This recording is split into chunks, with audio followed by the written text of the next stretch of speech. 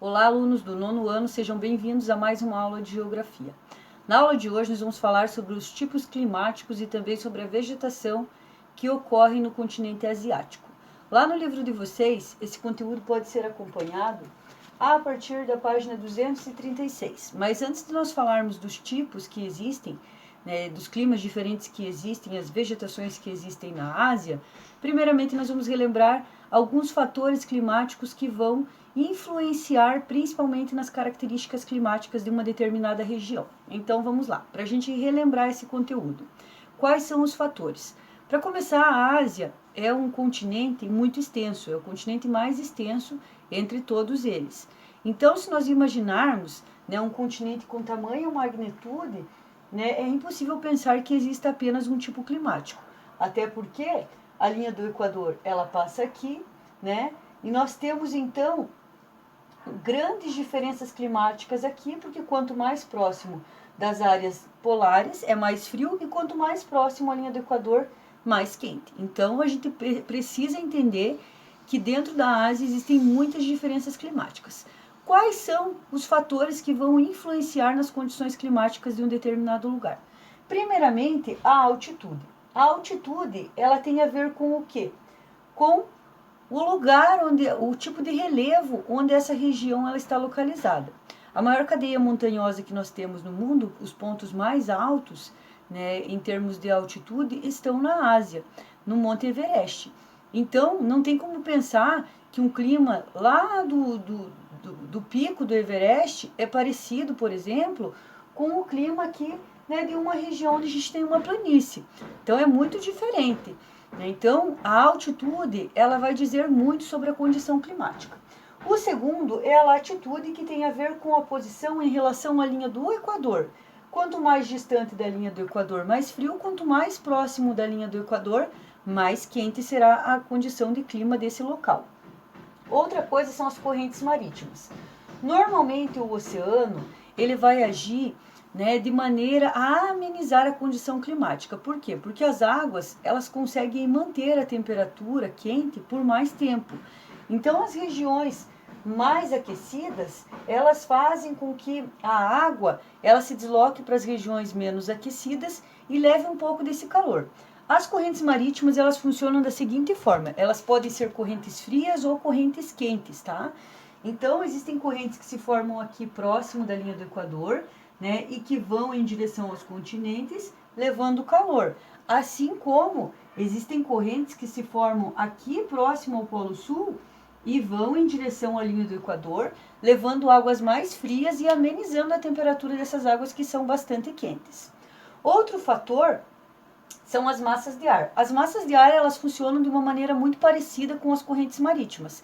Elas se formam em regiões frias e levam características dessa região fria para as áreas mais quentes, mas também se formam em regiões que são mais quentes e levam uma temperatura mais quentinha para as regiões que são mais frias dentro do nosso planeta. Então existem correntes quentes e existem correntes frias também. Massas de ar, que são mais frias e mais quentes. Outra coisa é o fenômeno de maritimidade e continentalidade. Eu sempre falo para vocês que a água, ela mantém o calor durante mais tempo. Então, se vocês pegarem, por exemplo, uma chaleira cheia de água, a água demora muito mais tempo para esfriar, ali na chaleira, mantendo a chaleira quente, do que se você só aquecer a chaleira e depois tirar ela do fogo, se ela estiver vazia. Por quê? Porque o que mantém ela quente durante mais tempo realmente é a água, que está ali dentro aquecida. Se você pegar a chaleira sem nem um pouco de água e tirar ela do fogo, em pouco tempo ela vai estar fria. A água ela mantém a temperatura durante mais tempo aquecida. Então, essas regiões que ficam próximas aos oceanos, elas recebem o calor que vem dos oceanos. Então, normalmente é mais quente do que nas áreas que estão mais no interior do continente. E isso, é claro, gente, existem regiões que são extremamente quentes, como por exemplo aqui, no Oriente Médio, existem, e que não estão tão próximos aqui dos oceanos. Mas elas são muito quentes por uma outra situação que a gente já vai chegar lá, tá bom? Mas normalmente as regiões que estão muito próximas aqui dos oceanos, é o caso aqui do Brasil também, elas são influenciadas pelo fenômeno de maritimidade, que é receber o calor que vem dessas águas, que mantém a área continental mais próxima, mais aquecida. Por isso que lá no litoral, na praia, é mais quente do que aqui durante o inverno. E aí tem o fenômeno contrário, oposto, que é o fenômeno de continentalidade, que não tem nenhuma influência dos oceanos, e como a Terra ela aquece muito rápido, mas perde calor muito rápido, essas áreas de interior do continente tendem a ser mais frias do que as áreas mais próximas aos oceanos. Fechou até aqui, a gente já sabe quais são, né, os fatores que vão influenciar no clima, então a gente vai falar dos climas da Ásia.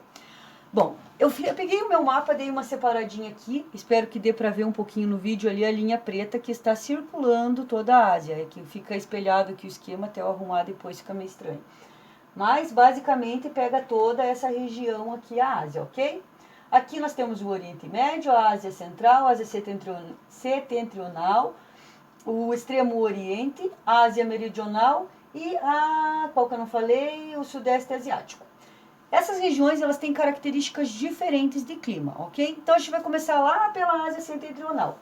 Aqui é a região mais fria da Ásia, que permanece com neve durante todo o ano, ok? Só não é mais fria do que o pico lá do Everest, lá é extremamente frio também, então vamos com calma. Mas aqui, durante todo o ano, na Ásia Setentrional, eles têm a presença de neve.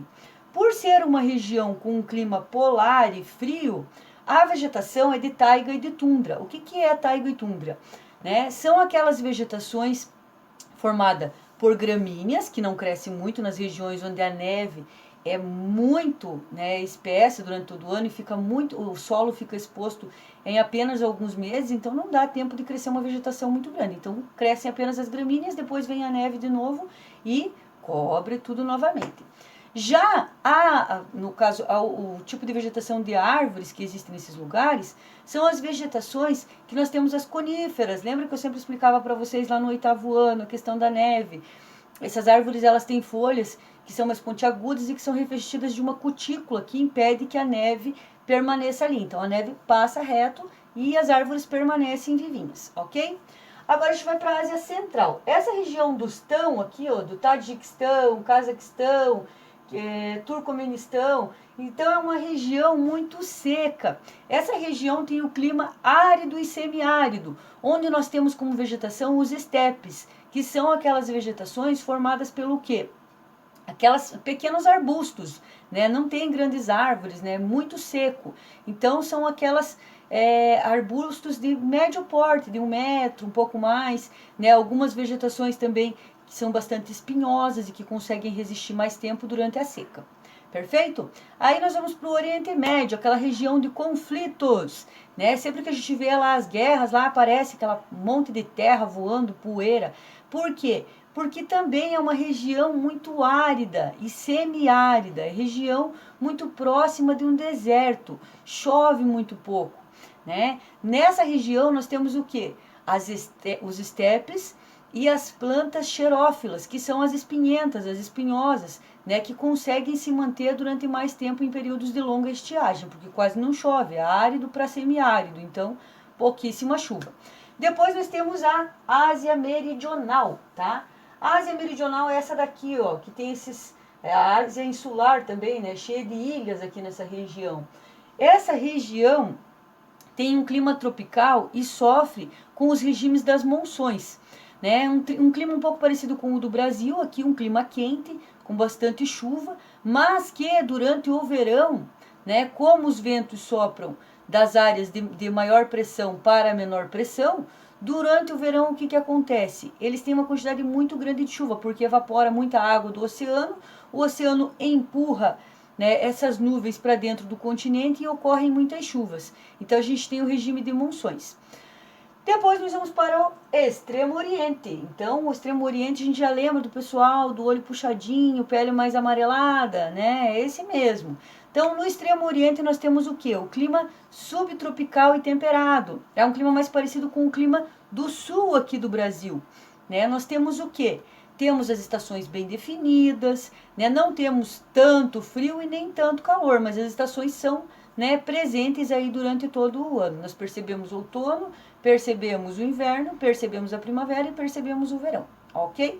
As vegetações são, né, feitas de estepes e também de árvores um pouco maiores. Depois nós temos o Sudeste Asiático. O Sudeste Asiático fica nessa região aqui. No Sudeste Asiático nós temos um clima equatorial, porque fica um pouco mais próximo aqui da linha do Equador, né? E nós temos a formação de grandes florestas. Pessoal, lá no livro de vocês, isso tudo que eu falei, que é bastante coisa para ficar pegando só na videoaula aí, né, para falar de clima, ele está um pouco mais resumido e ele fala um pouco ali das questões climáticas, tá? Mas ele fala assim, não linkando como eu linkei aqui as regiões da Ásia com os tipos climáticos. Ele está falando de uma maneira um pouco mais generalizada, quais são os tipos de clima que tem lá, tá bom? Mas o que vocês vão fazer é acompanhar, fazer uma leitura lá, estudar até a página 241. Perfeito?